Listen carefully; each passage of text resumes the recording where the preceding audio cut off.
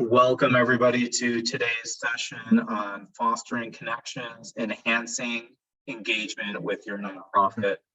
My name is Muhi Khwaja and I'm a trainer with Fundraising Academy. So it's my honor and pleasure to welcome you to today's session.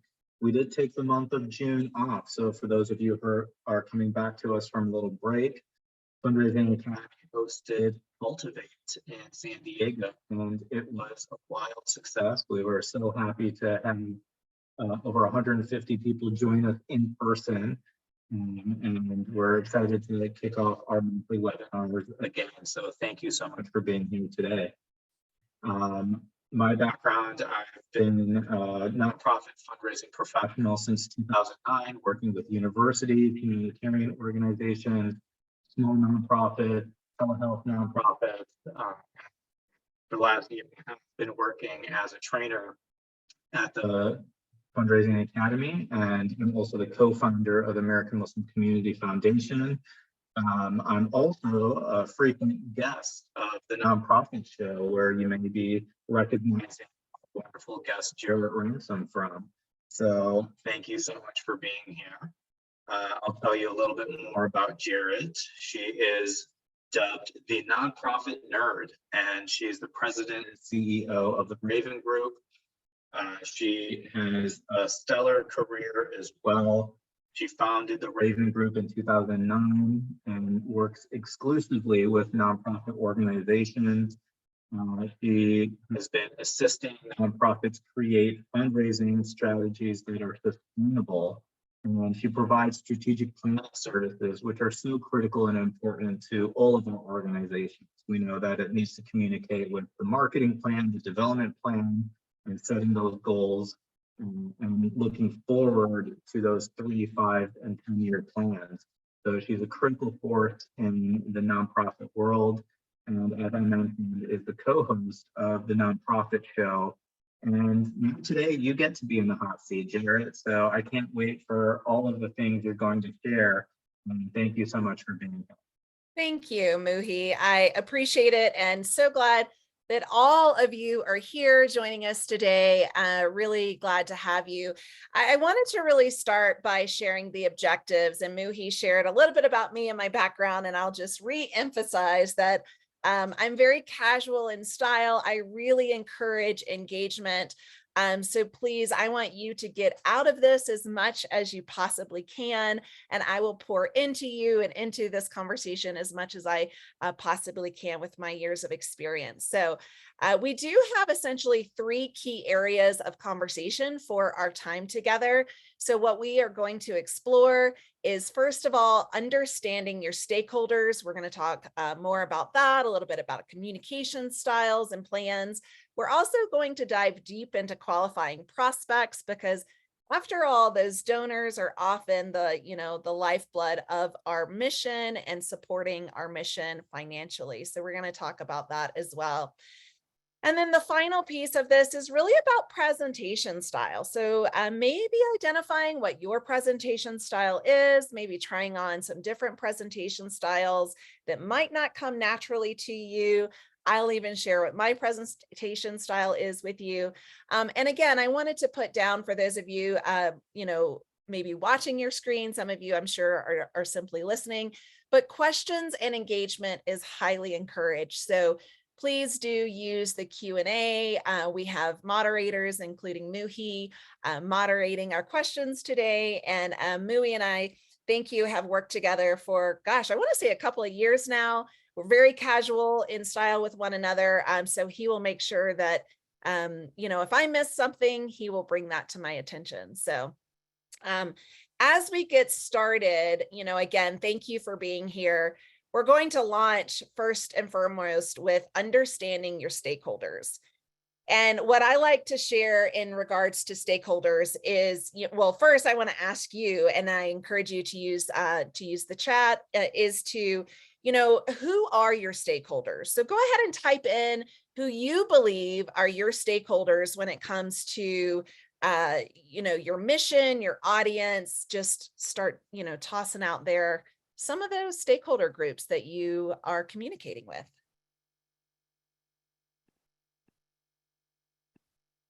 All right. Anyone brave enough to start typing? Are we getting some typing here?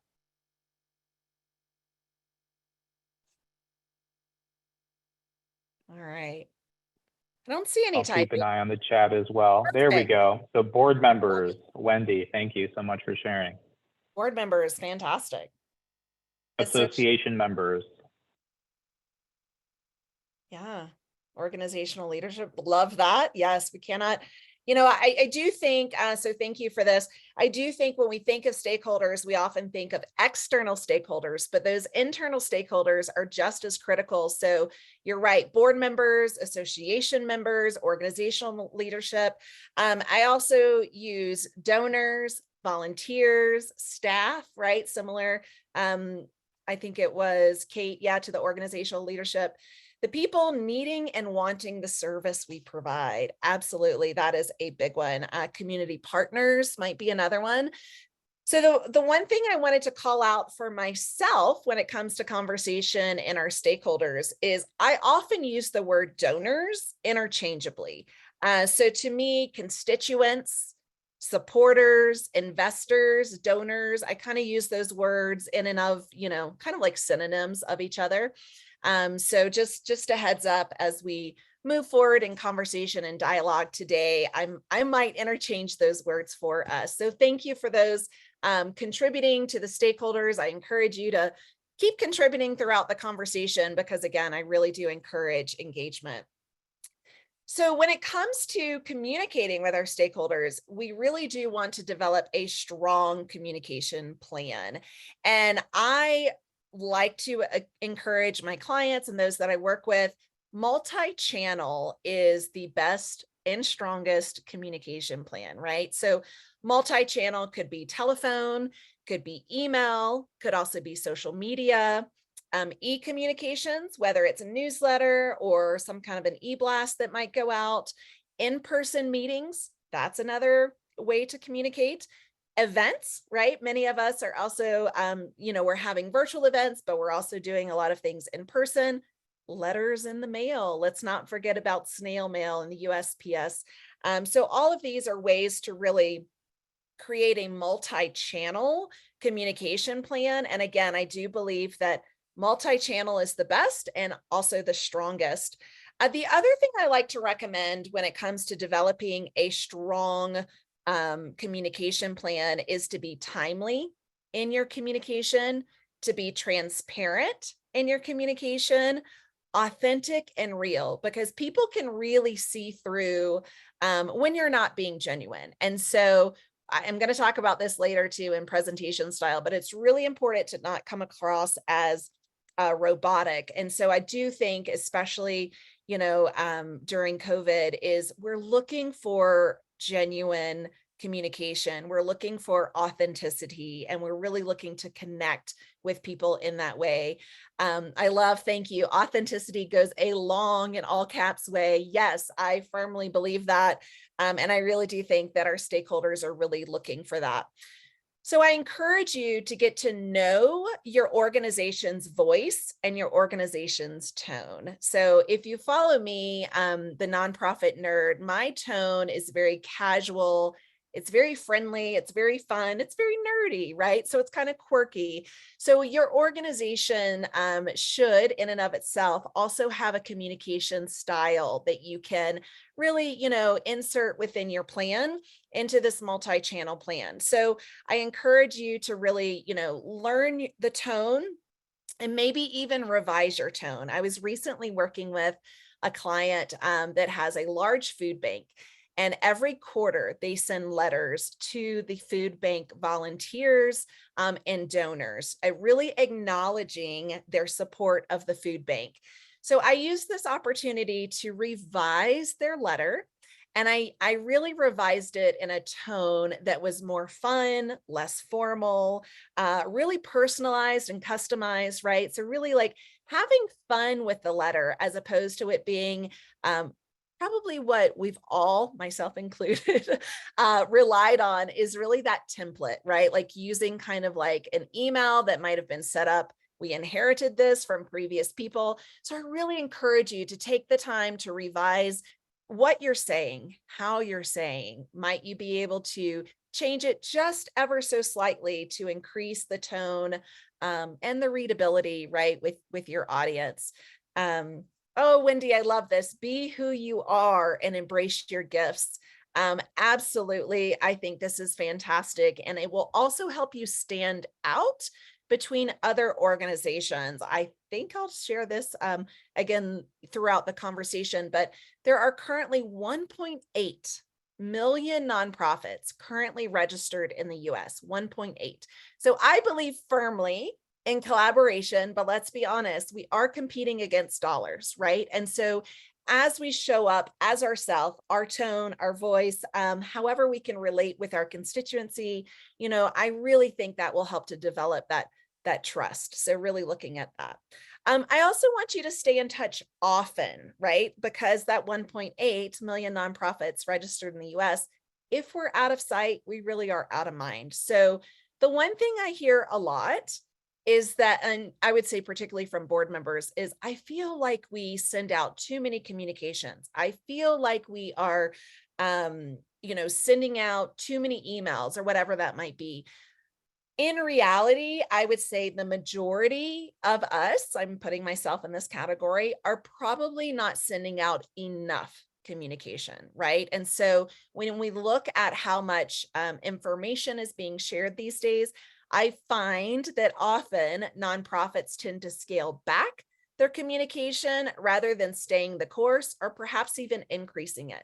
So I encourage you to stay in touch with your donors quite a bit and often. The other thing, and a good nerd loves data, right? So I really do want you to focus on, thank you, Muhi, as we push up our nerd glasses, use data to drive decision-making, right? And so as I just made the comment of, perhaps a board member says to you, I feel like we're sending out too many communications. Well, you should know exactly how many communications you're sending out. And you can use data to help drive the decision-making of, should you increase communication? Should you decrease communication? What does that look like? And maybe it's, seasonality. Maybe you're looking at end of the year, you increase your communication. Maybe during the summer months, if you're an organization that doesn't have a lot of summer programming, maybe that's something that you consider that you decrease on, perhaps a bit.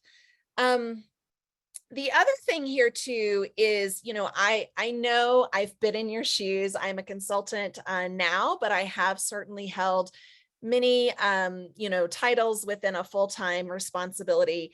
And so I know what it's like to not have enough time to track your data. So too often small and mid-sized organizations, right? Like we don't track our data or we don't track it consistently.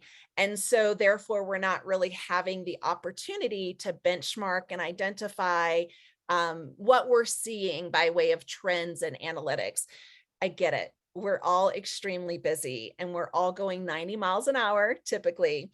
So if you have a really solid CRM or customer relationship management database, donor database, it should be your best friend, right? It can help you track a lot of this data to help drive this decision making. So, are your donors and actually Muhi just shared, the Cultivate conference. And I spoke at the Cultivate conference about KPIs, key performance indicators, leading and lagging, but really looking at, a couple of key areas. And this is what I like to really coach on is, are donors opening and clicking, right? So if you have something that says learn more here, download here, are they clicking through on those emails? That is data, and that can absolutely help to drive some decisions as you move forward. Are they responding to your emails, right? So if you send emails, perhaps it's an e-blast, or maybe even it's a personal email from your Outlook or Gmail. Are they responding? That is a measurable, data set. Are they responding to invitations? Are they showing up? Are they RSVPing that they will be there or that they won't be there? Are they responding to direct mail? And I know for a lot of people, they're like, is direct mail still a thing? It's still a thing. It still gets a really high ROI, I think, when it comes to what we track. And again, these are all data-driven decisions. So the more data I think you gather, the better you can start to make these decisions. One piece of advice for those of you that are thinking, Jarrett, I'm not tracking data. Like, I'm barely getting through all of my to-do list in the week. Again, I feel you, I get it. But one thing that I do encourage is that if you track for a month, then we can forecast for a quarter. If you track for a quarter, we can forecast for half a year, right? And so I just say, take this in bite-sized chunks. Do what you can now. Be consistent, right? So if you want to track the open rate, the click-through rate, the response rate, right? Things like that, stay consistent in what you're measuring, because that will be a data set that will help drive those decision-making ideas. I would like to open up the chat and encourage some of you to also share, what are you currently tracking? I would like to know if any of you brave souls are willing to share, what are you currently tracking? Muhi adds A/B testing, responses, GIFs, short links, absolutely fantastic. I think all of that is great. I love A/B testing. I don't think that's something, I don't know, I'm saying from my experience that we've gotten to do enough of, but A/B testing could be as simple as changing the color of a donate link, right? So when you send an email out, perhaps your organization's colors are blue and orange, right? So maybe one email goes out with an orange donate button, the other one goes out with a blue donate button. That A/B testing can help track some data. And then maybe if you find out, hey, this color actually had a higher response, try that on for size and a few more emails, right? See how that's showing up. So yeah, if anyone's willing to share, I would love to know what data you're currently tracking, and how that's serving you. We have someone here, we only use personalized direct mail for all mailings. Okay, yeah, and that's fine. I saw the A/B testing, fund development. Yeah. Any other, and Muhi, I encourage you to, any other like data sets that we should be tracking or could be tracking to see about making some more informed decisions? As a founder of an organization, a lot of my initial supporters were friends, right? So I would take the time to handwrite notes on the annual appeals. And even if it was a postcard, write their name by hand and a little PS saying, miss you, hope you're doing well. And those would often have a longer lasting impact than, just people that did not have the handwritten notes. So I think that touch point is huge as well. Yeah, that's a great one. And I have a resource to share with all of you here that you can download for some handwritten notes. I absolutely love that. Someone adds in, we track all personalization, perfect, from the direct mail, social media, email, and text. Love that. That's fantastic. Oh, a request to get super nerdy. Please talk more about good KPIs for a development department. A couple of those that I like, I mentioned the email, right? There's so much you can track, I think, when it comes to your email, and a lot of systems, donor database systems, will integrate into your email. And so you can see from your donor group, are they opening it? Are they clicking through? Are they engaging? If you have a download, are they downloading, right? So those are some KPIs. Again, key performance indicators. And I think there's so many out there. Kate, if you want to message me, I'm happy to share, some resources that I shared at the Cultivate conference. There are so many KPIs that your development department could track. You could also really get overwhelmed in tracking these KPIs. So I highly encourage you to pick a data set that works for you and your team, and then stay consistent with that data set. Again, right, if you do it for a quarter, you can forecast, I think, for half a year. If you do it for half a year, you can forecast for a year, and then you can start to kind of track what that looks like. You're building your plan. Yeah, I hear you. And that's a big one. So again, some of those that I look at here, I talked about email, direct mail, that's a big one. Social media, I think someone mentioned social media. You can absolutely track, some KPIs there. So we could get really off track on sharing the KPIs, but hold me to this, Kate, and also Muhi, if you would. Let's just make note of this so that we can get back to Kate, maybe with the Cultivate presentation that I shared, because I think that has some really solid data sets for you that will help you really build out that plan. So good. Well, thank you for that. The other thing, as we look at this is, I like to talk also, we talk about authenticity, we talk about culture, we talk about your tone and your voice. And so really creating a culture of gratitude. This is a big one for me. And I heard this at some point in my career, and it has stuck with me, is to ask, think, report, and repeat, right? So we're asking someone for a contribution. We are thanking them for that contribution. We are reporting to them, right? What exactly their contribution did, how it helped us achieve our mission or serve our mission, serve our community. And then we're repeating that cycle, much like the cause selling education cycle I'll share with you in a little bit here. So I also like to share with you that we are philanthropy facilitators, right? So people get to choose how they give of their gifts, how they give of their abundance, and how they give of their time, right? Their talents and their treasure. We hear that often, time, talent, treasure. So as a philanthropy facilitator, right, we want to be as genuine as possible. And this might sound like a broken record from before. We want to be authentic. And mostly not mostly, but also we want to be timely. So really, saying thank you for their contribution in a very timely manner. So creating this culture of gratitude, knowing that our donors have a choice, right? I spoke earlier, 1.8 million nonprofits.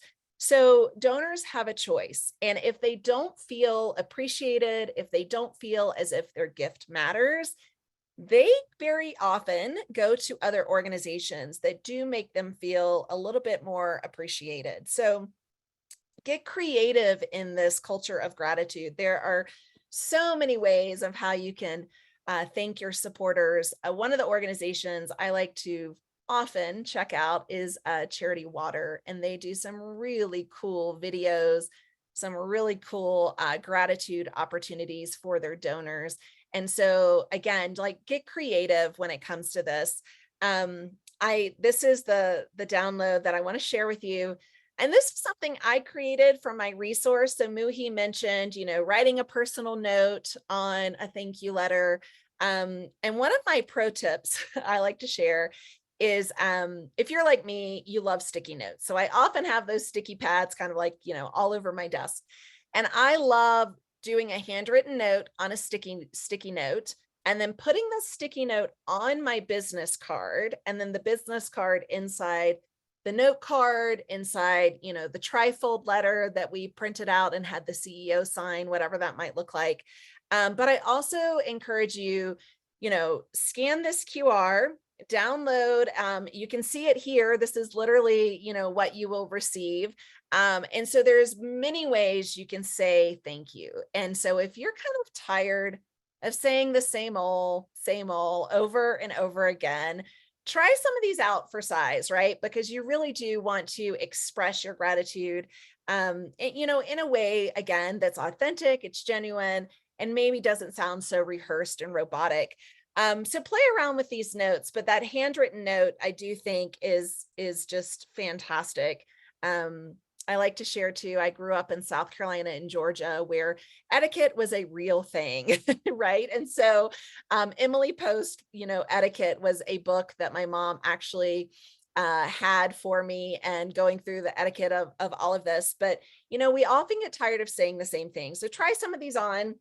Muhi, thank you that you love these.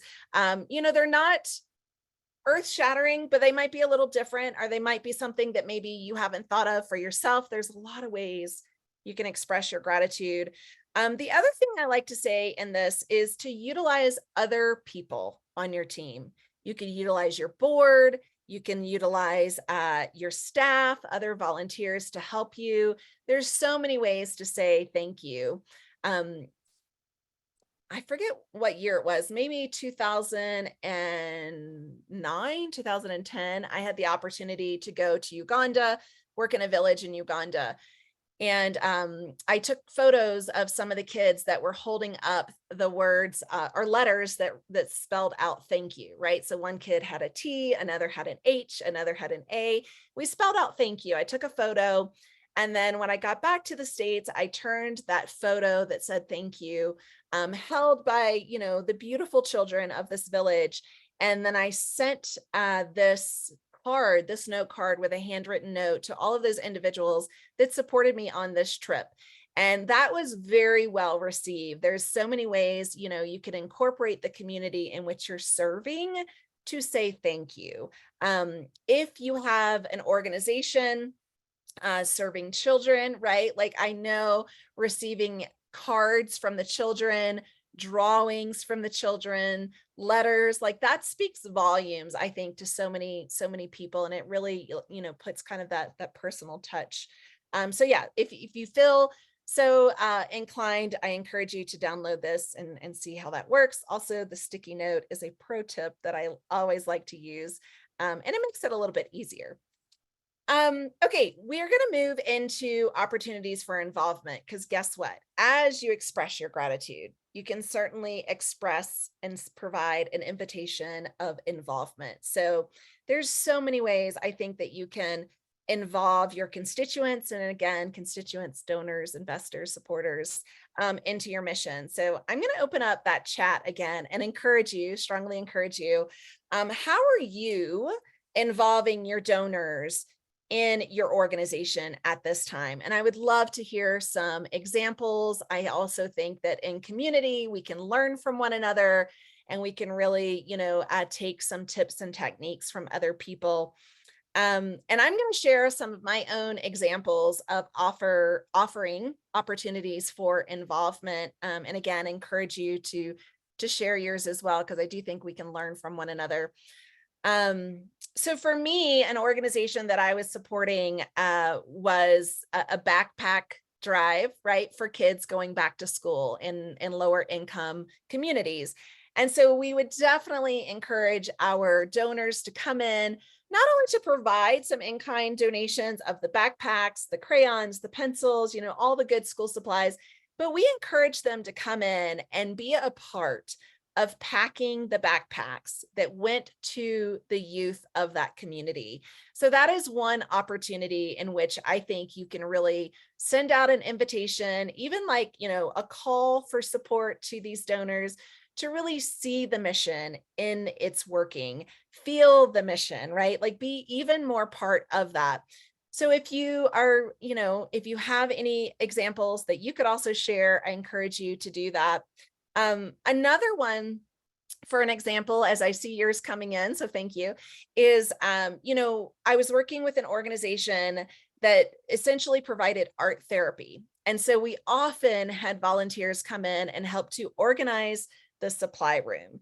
And so they got to really see and feel in a very tangible manner, what are the products that we need? What are some of the really, top priority items that we need for this art therapy program? What are some of the popular ones? What are the ones that fly off the shelf pretty quickly? What does that look like? So again, there's so many ways I think to engage your donors and involvement. A couple of you, thank you, are saying here, tours of our facility. Yeah, absolutely. Tours are phenomenal. I also grew up in an era where we were doing, it used to be called Raise More Money, and then it was changed to Benavon, and the tours were certainly part of the cycle. Bringing your donors into your space where I like to say the magic happens is so powerful, right? For them to see maybe where the animals sleep, right? Like where they are receiving their playtime. If you're an animal welfare organization, if you're a child welfare organization, right? Like where are these kids coming for after school support? What are some of those curriculum and classwork items look like? Maybe even nap time, right? Like maybe you encourage, I love this, maybe you encourage your donors, as they come in, kind of get out of their comfort zone, put down the nap time pad, lay down, right? Like really invite them to lay down on the nap pad. I think there's so many ways that we can really bring the mission and the program to life through these opportunities for involvement. So thank you for sharing that. So tours the facility, small invitation. What does this one say here? Small invitation, suppers at board members' homes. Perfect. That's a great opportunity. I love that with the CEO, board members in attendance. Great way to share the mission. We invite our volunteers and donors to spend time at our 350-acre camp facilities with the time and talent. Oh, Wendy, that is beautiful. I think that is fantastic. Something I would like to experience myself. Someone else says, we set aside a day during our camp for kids with arthritis that allowed our donors and our volunteers to come and participate with the kids. So that's a direct interaction, which is very powerful, and they get to see what that looks like. Ashley shares, we have a small monthly event for our higher level donors with a thank you charcuterie. I mean, who doesn't love charcuterie, right? And then we have a think this year we did a talk about how listening to music, can change our perspective of a piece of art and relation. Fantastic. These are wonderful examples. Thank you for sharing. I really appreciate that, because again, I really do believe that, we can learn from each other. I've been doing this for quite some time, but I also get jaded in what I'm comfortable in doing. And so hearing from others of how you're offering these opportunities for involvement, I really appreciate that. So thank you. Okay, so moving on, let's move into the prioritizing transparency and accountability.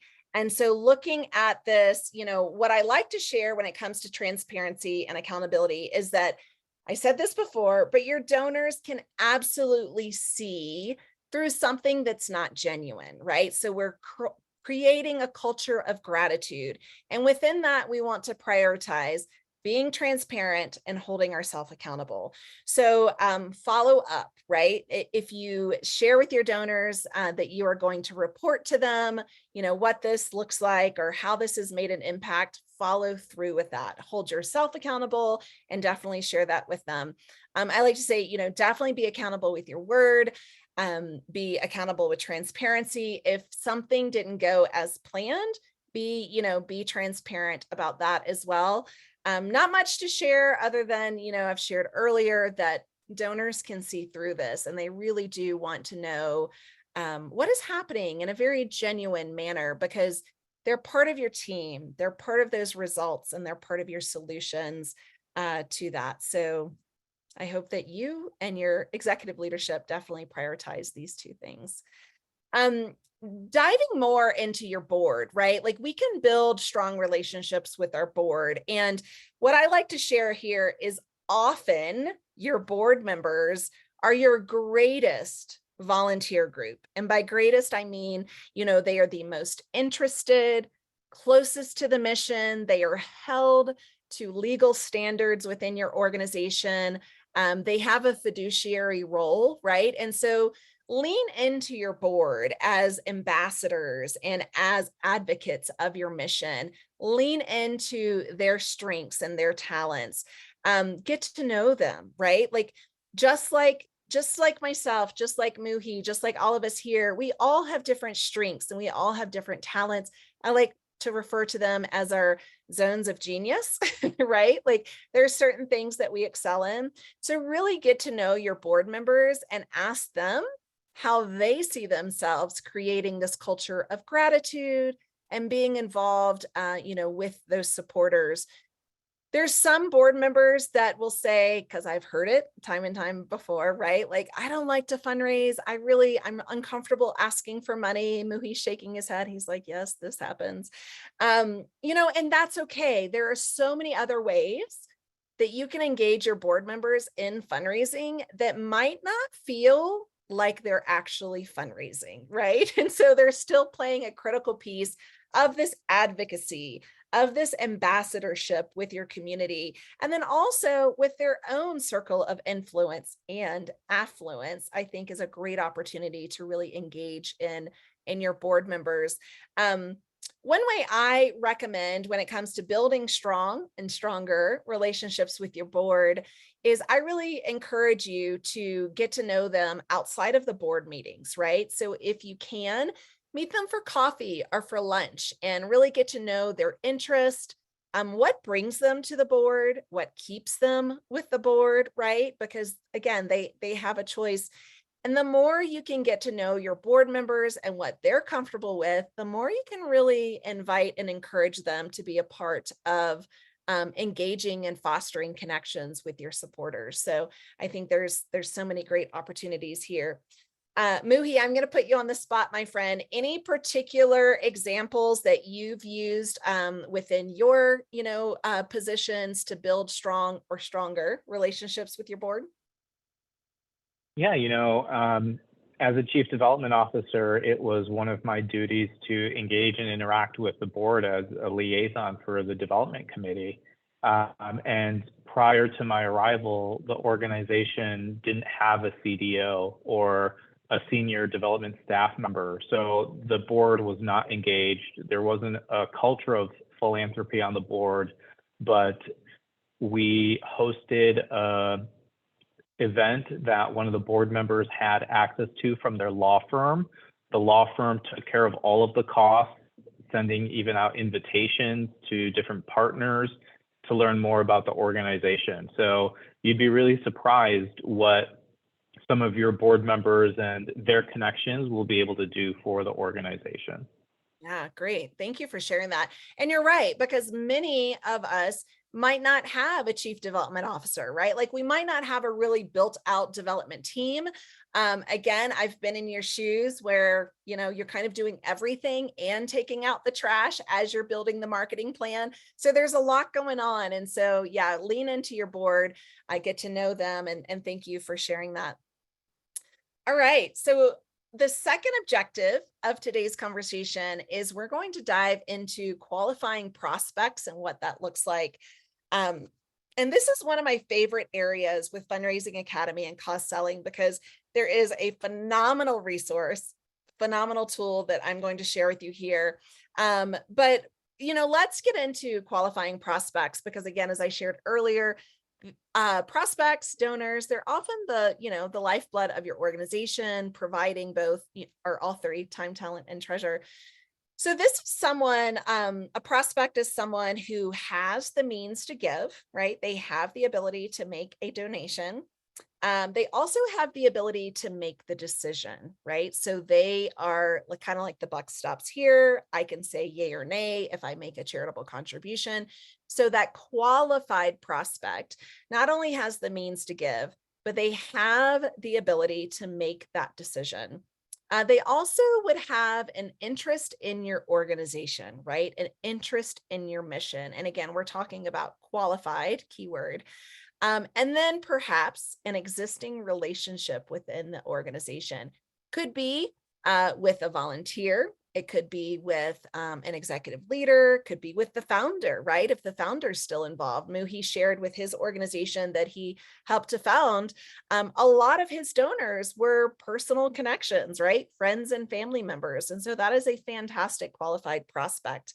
The next tool, and this is, again, one of my absolute favorites, and I'm going to kind of use my cursor to shout out the acronym here, Madden, right? MADDEN. This is one of my absolute favorite tools when it comes to the Fundraising Academy, a smorgasbord, if you will, of resources. There's so many really good ones.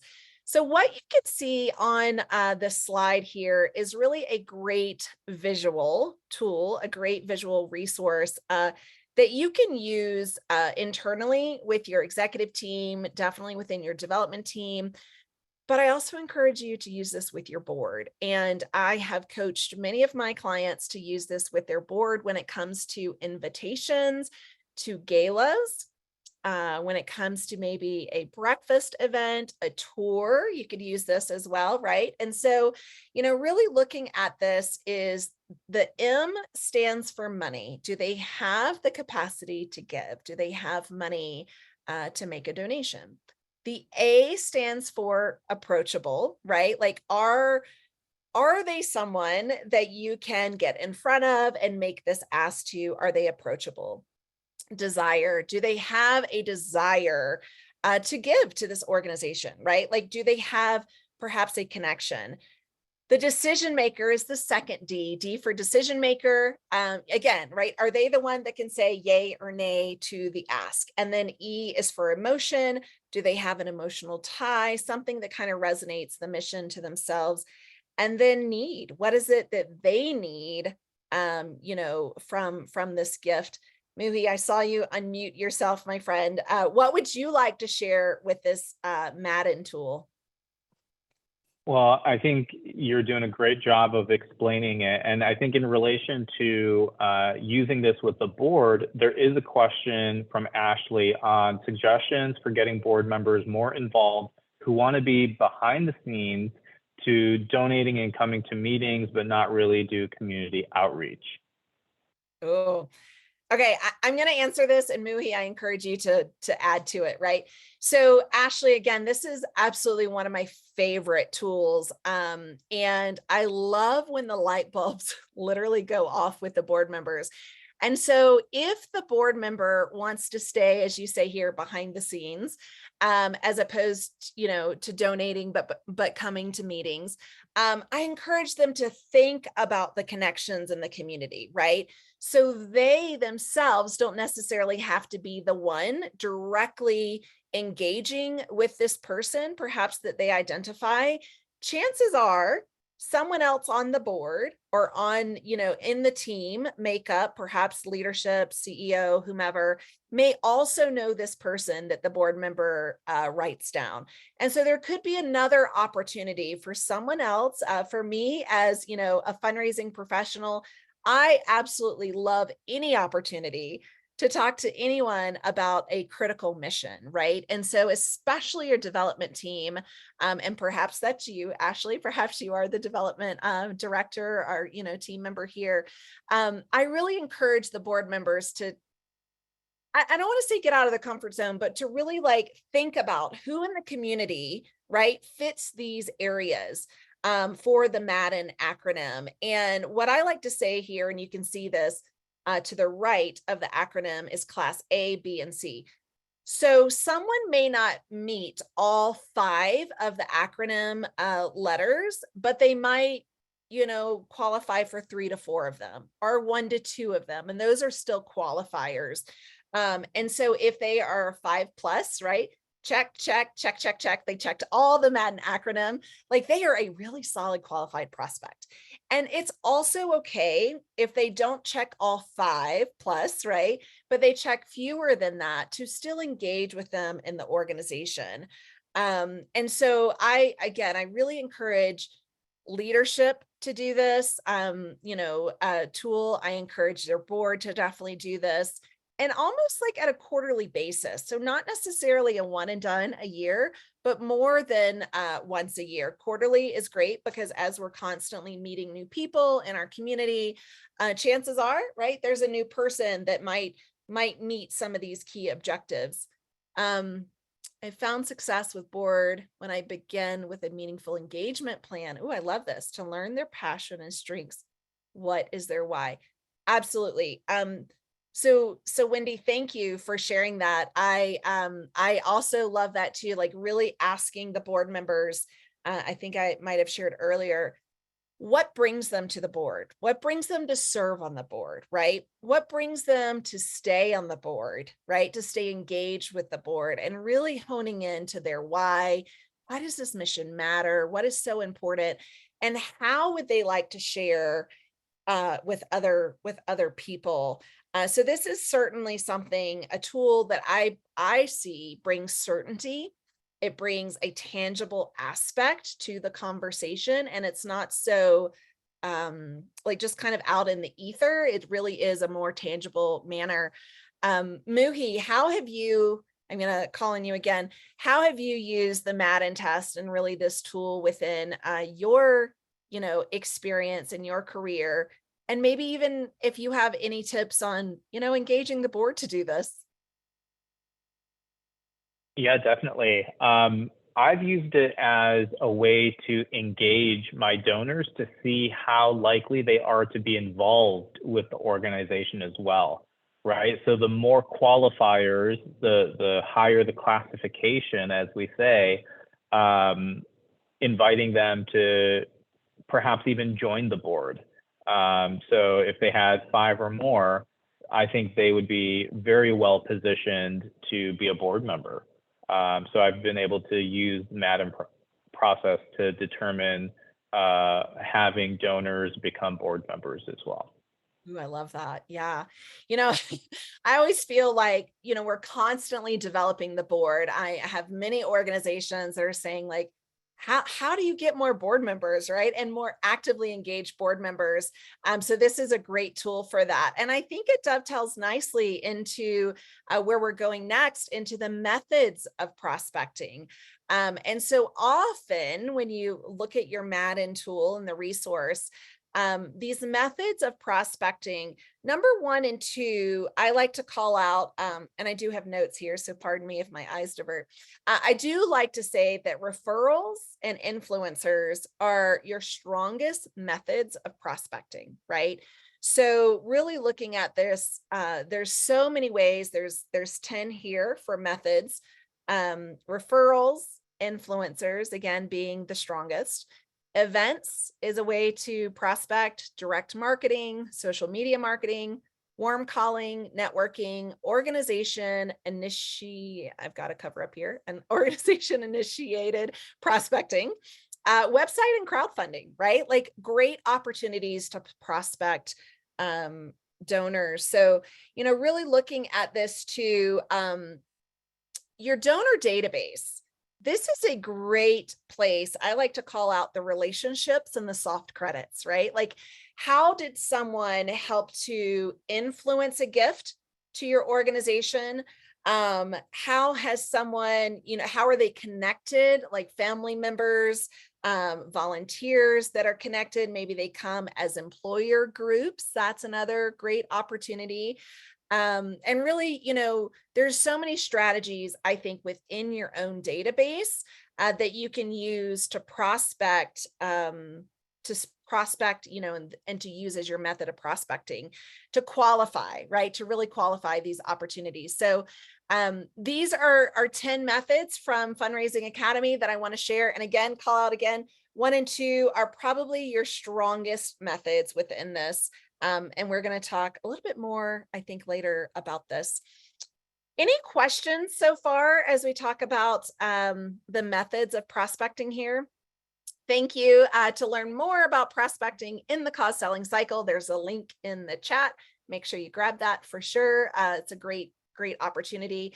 Also, Fundraising Academy, we have this fantastic online portal where there's even more information. It goes into a lot more granular detail. So I'm throwing a lot at you in a little bit of time, but you can certainly go deeper into the portal and this link that is provided. So thank you for that.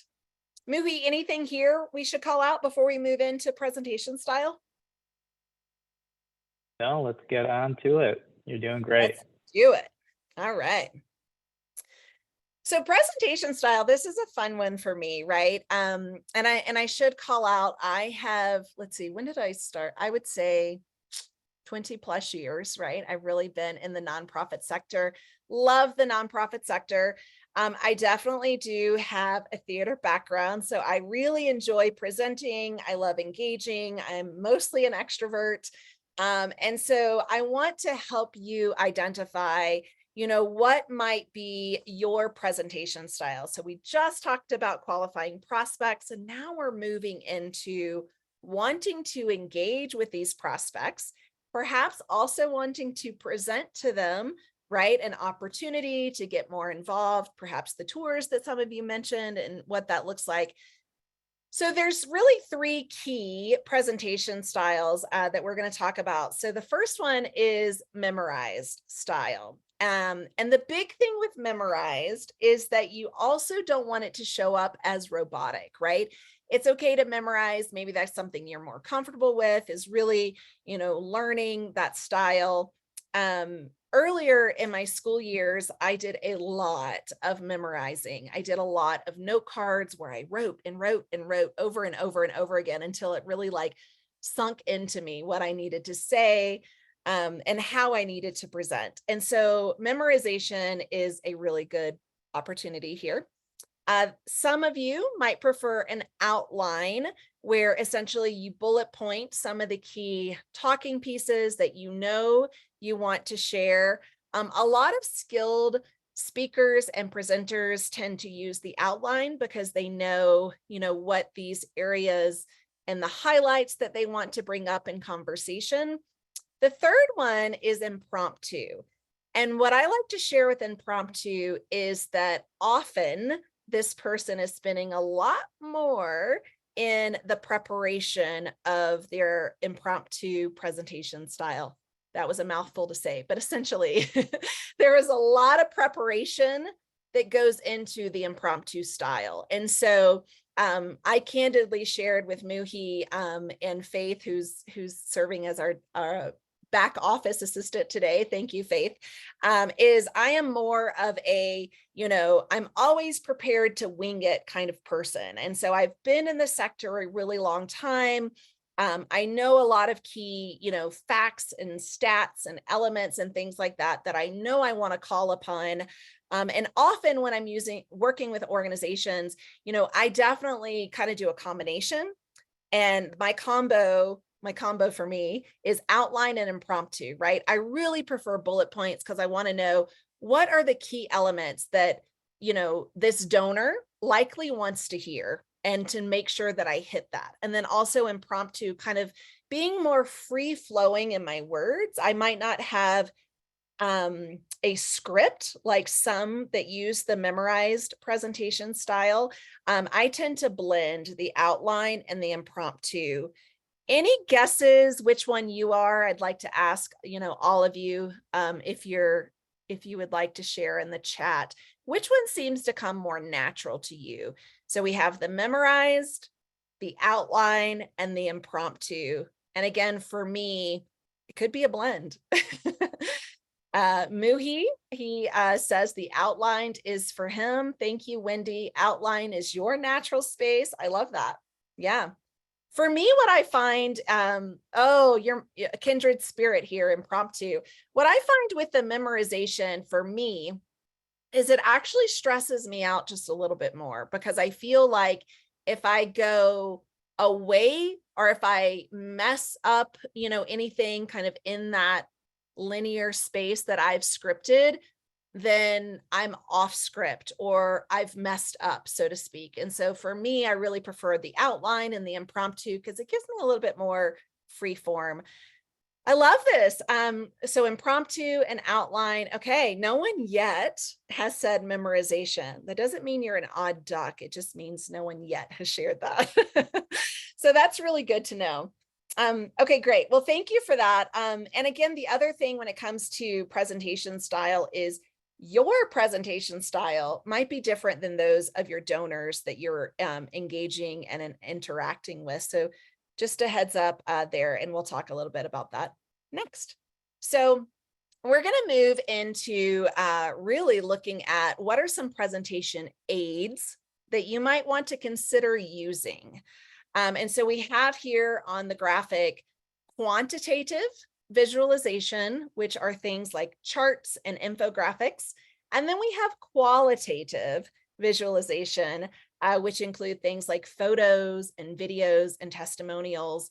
I love that we have this called out because I used to have a really hard time of memorizing what was quantitative versus what was qualitative. So right here, a great qualitative visualization really helps to capture emotion. It helps to tell a story.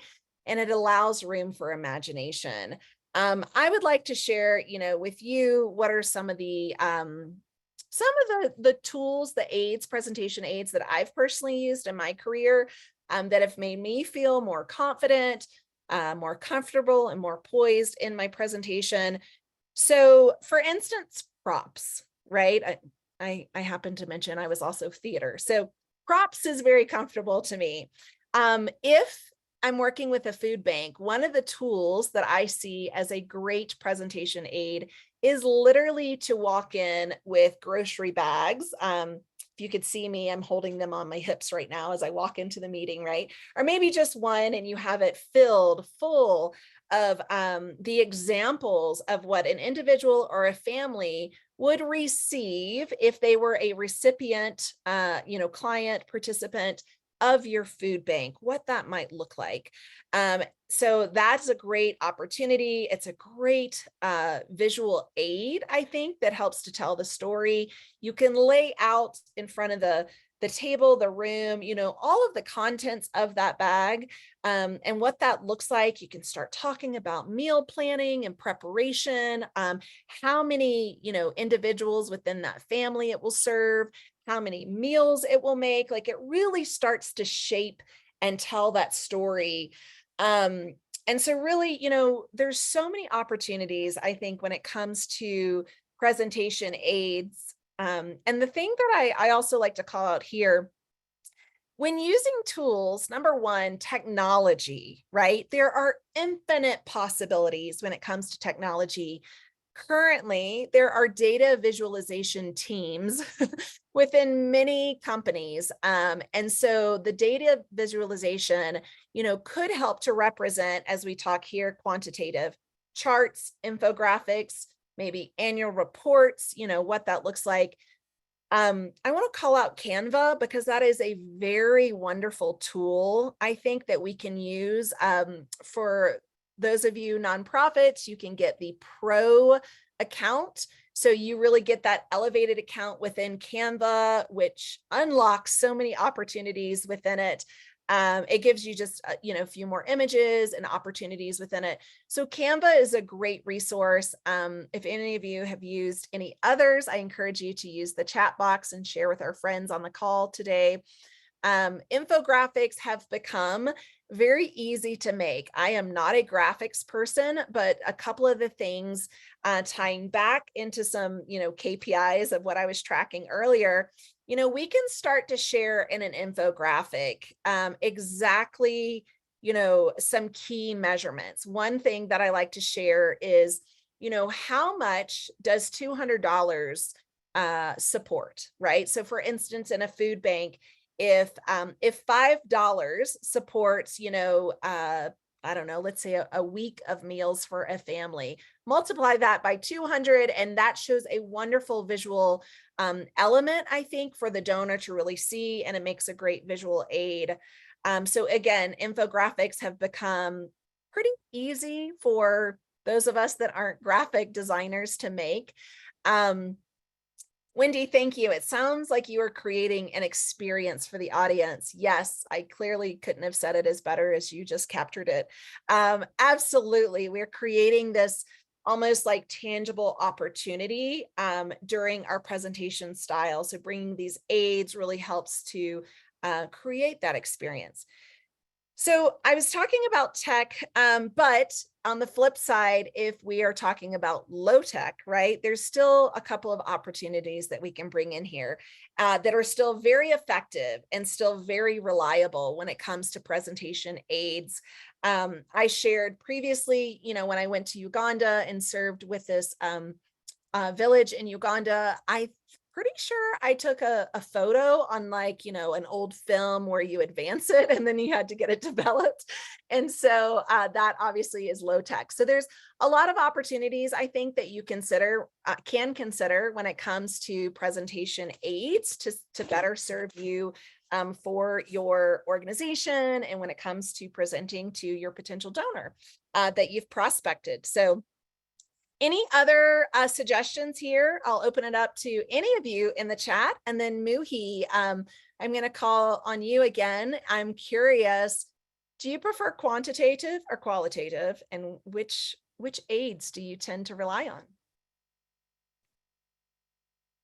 You know, I always go towards the preference of the donor, right? So in my preference, I'm more of the charts and infographics personally, but I understand the value of a testimonial and using a video to do that. So I'm more on the side of knowing how much $500 donation will make an impact and what that accomplishes and helps achieve. Yeah. Yeah. I love that you bring that call out. Thank you for the donor, because often, again, when it comes to like our presentation style, we also need to be mindful and thoughtful of our donor style, right? And so would they prefer more quantitative or qualitative? I tend to bring kind of like all the bags of tricks, right? It's like, okay, which one are we going to pull from today? And I've certainly, sat down with a major gift ask with a donor, and they wanted, a certain visualization that I didn't bring. And that was a great learning opportunity for me. They literally had gone into, at that time, GuideStar, it's now Candid, but looked at the 990, looked at all of the elements within, that platform. And so I think that's a great comment that you made, Muhi, is, let's defer to the donor. And by the time we've engaged with the donor, we've, qualified the donor, we likely know their style and what they would probably be most responsive to. And so whether it's a chart and an infographic, or it could be a testimonial, there's also a blend of both, and you can call out on those as well. So great information here. Earlier in my career, I would have never thought of bringing like a bag, a grocery bag filled with food. Now I do, right? I think of these tangible aspects that, really do create this experience. So think of that for your organization and what that might look like for you, and how you can really play into these presentation aids. So, okay. Well, moving in, we have a community share. And so we have a couple of questions here, and we're going to call out a couple. I'm going to pull them all up on the screen. So let's pick, again, so we're going to use the chat here, and I encourage all of you to participate. And we're going to start with the first one here, is what is my organization aiming to accomplish? So if you have something that you can think of, yes, share in the chat. Would love to know what your organization is aiming to accomplish and what that might look like. There's several questions here, but right now we're going to focus on the top one. What is my organization aiming to accomplish?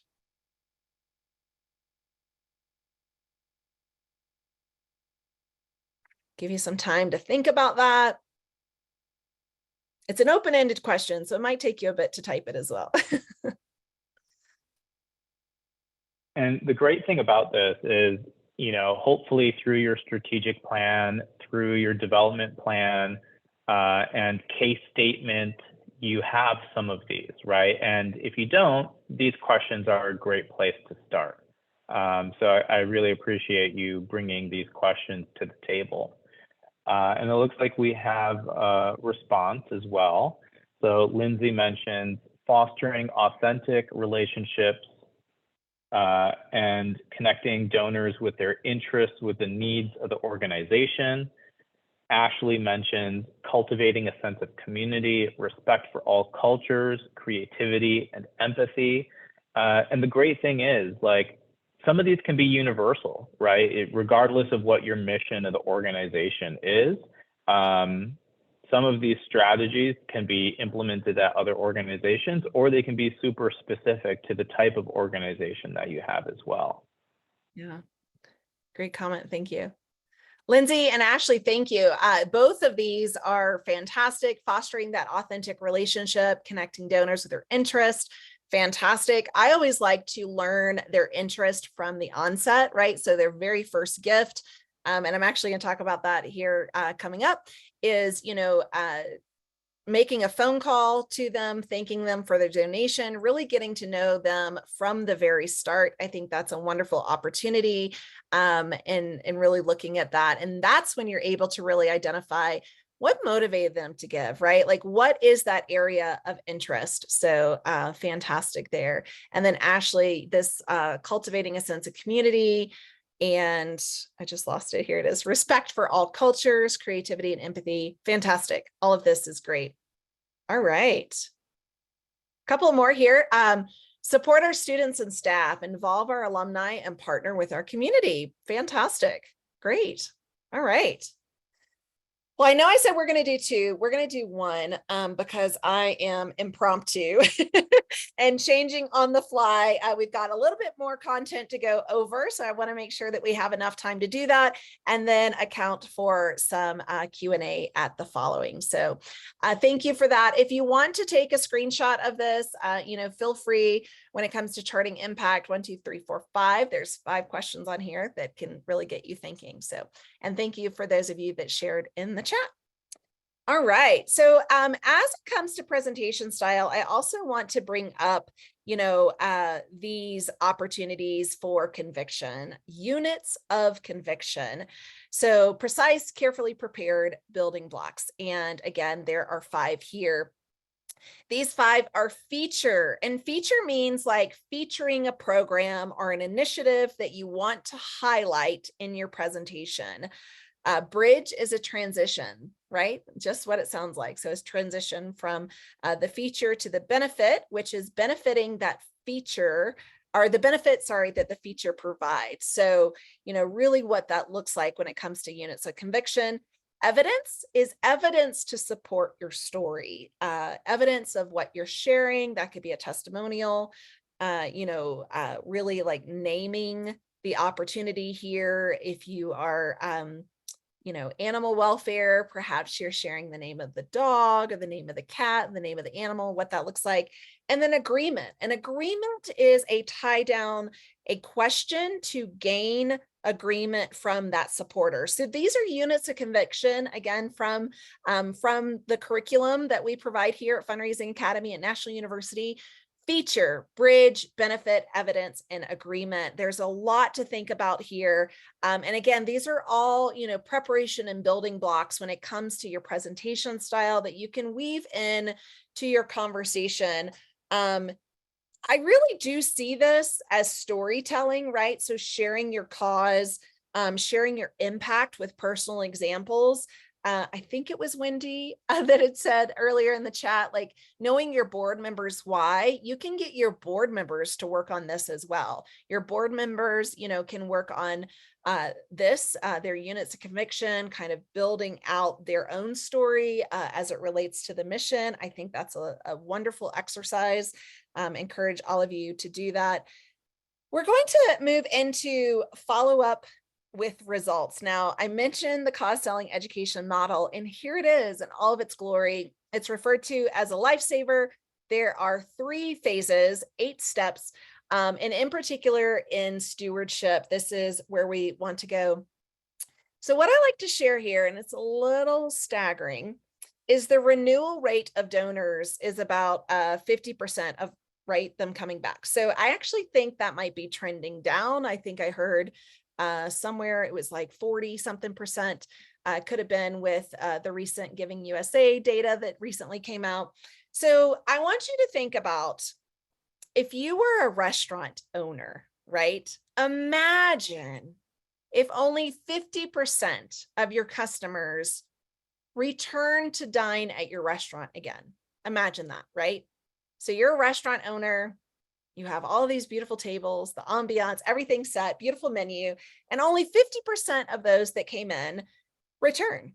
Imagine this for your donors, right? So this is, again, this is why I say is staggering. And so we really want to, back to that culture of gratitude, we really want to engage. And so I want to share these 3 keys to donor retention. The first one is, number 1, to think like a donor, right? We want to think like a donor. One thing that I like to share here is really looking at, how are we engaging with our supporters? So what is it that they might want to receive from us? Also say thank you like you mean it. We've talked about this already in today's conversation, that genuine, the authenticity, really being engaging, passionate, right, with your donors.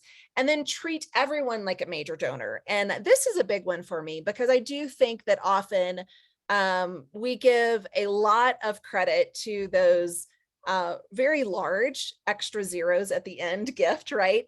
But what I like to share here is, when people are making a gift, they are making a gift of their capacity, right? And their capacity now could change in the future. And so treating everyone like a major donor is very important, I think. So really looking at this, I encourage you to truly experience the donor journey for yourself. And so this could look like you test out with other organizations. One thing that I'll share with you, one of the service lines I provide is development assessments. And so I come in and I do an assessment of your development strategies and initiatives. I do like a secret shopper opportunity here. And so I make a donation all the time to the organizations that I'm providing this development assessment to. I'm testing that donation experience, right? How am I treated? How am I appreciated? How quickly am I acknowledged, right? Am I receiving a phone call? What does that look like? So these 3 keys to donor retention. Number 1, think like a donor. I think we've all probably been a donor, right, to some organization at some time. Say thank you, again, like you mean it, and treat everyone like a major donor. So I challenge you to make a donation of any size to another organization and experience that donor journey, right? Like see what it's like to be a donor with another organization. I also like to say, like, what is it that you like that they're doing? How might you want to replicate that with your organization, right? Maybe it's their tone and voice is much more friendly and less formal. Maybe you pay attention to that. We have a comment here, which I adore. I look at it like dating or relationship building. This is all common sense to my way of thinking. Couldn't agree more, right? I agree with that wholeheartedly. And I do think, we can't take the donor for granted, much like we can't take our dating relationships for granted. So look at this as building relationships, right, is really important. So thank you for sharing that. I think that's fantastic to call out. Also looking here, the 4 P's of follow-up, right? So again, prompt, ideally within the first 48 hours. I mentioned this in the previous slide, but I like to call new donors. I like to call them and say, thank you for being a part of this mission. I also like to call those donors that have significantly increased their gift. Really seeing this as fantastic, just picking up the phone and calling to say thank you. We're not calling for another gift. We're not calling for any other reason other than to express our gratitude. So that prompt within 48 hours. Personalized, use their name, right? And then I also want to call out, use their pronouns. For me, my name is Jarrett. I get a lot of acknowledgement letters to Mr. Jarrett Ransom. And that tells me that they haven't learned exactly who I am, or they haven't gone that extra step to really learn, my pronouns and who I am. So that personalization, I think, is critical when it comes to the follow-up. Passionate, back to being genuine, right? Like being genuine in your follow-up, in that stewardship, in the acknowledgement, in that thank you, even in that phone call, right? Like you can express passion through that, and positivity, make the donor smile, right? Like really be genuine so that they feel that the choice that they just made to make a donation to your organization is a great one. So these are the 4 P's to follow up. I see a comment here that I want to call out. Number 3 is very important.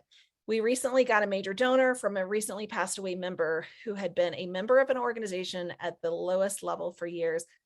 Thank you for sharing that, right? I think that's really important. And you might have been talking about this one, treat everyone like a major donor, for the number 3 here, Ashley. So thank you for sharing that example.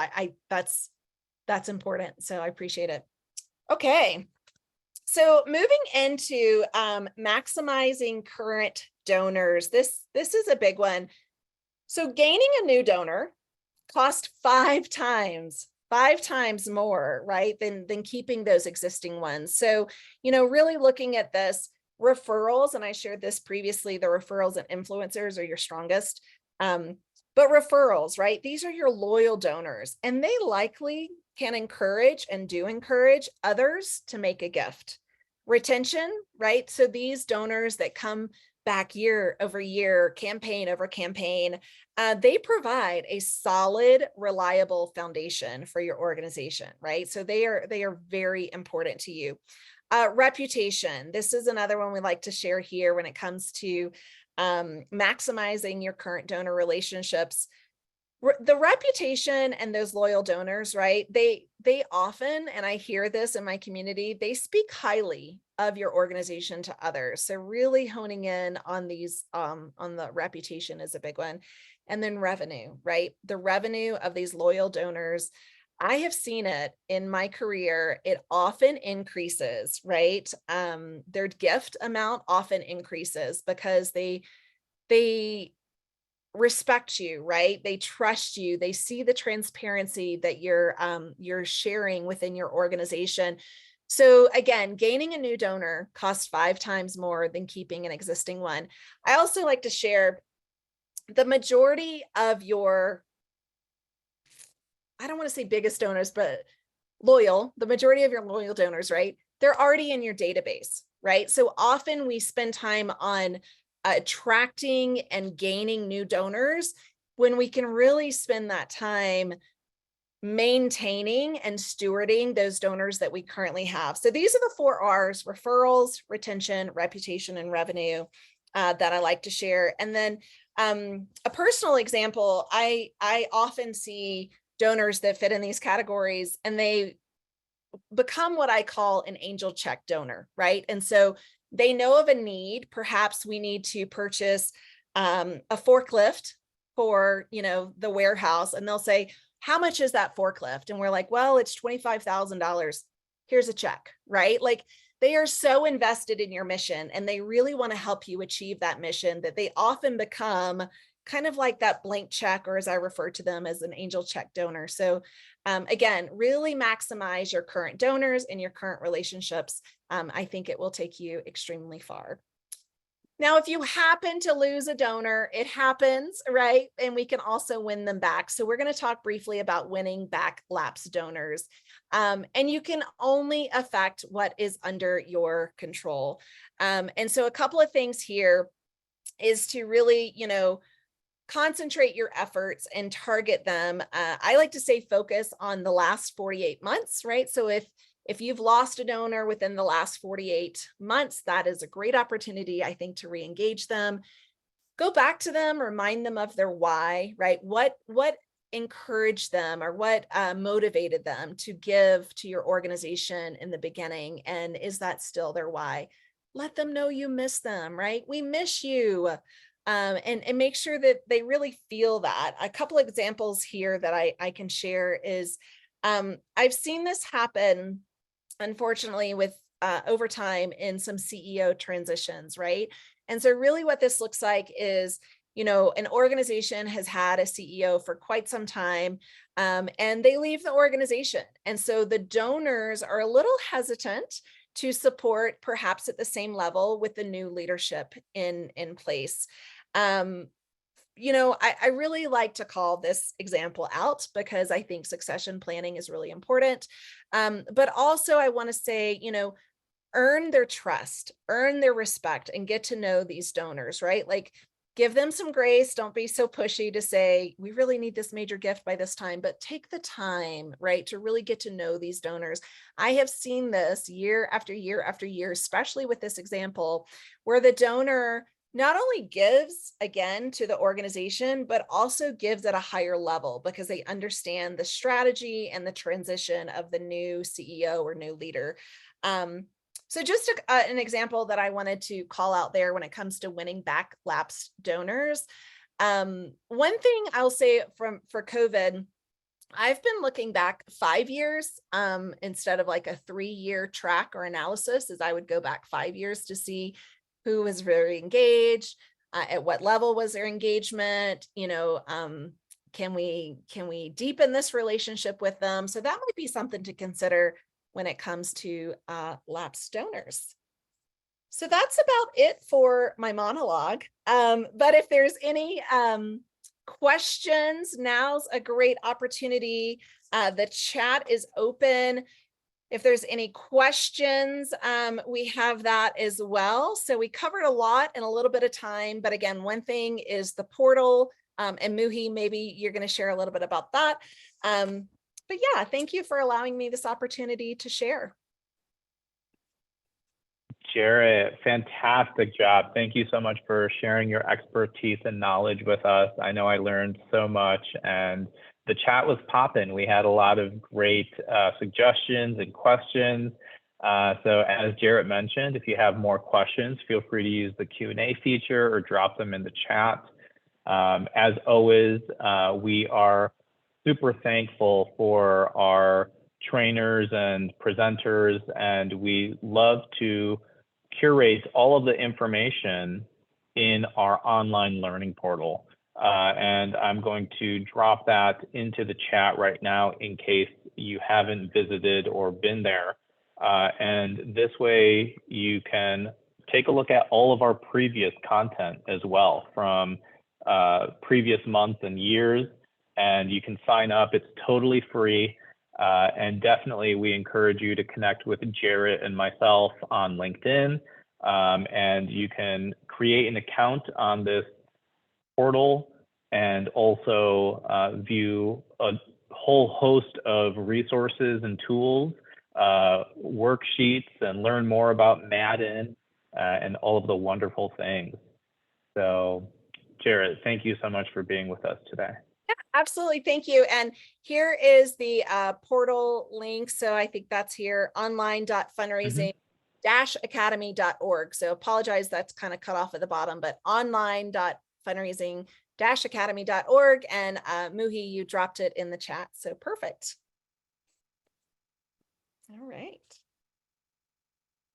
Well, be sure to stay tuned next month for our next webinar as well.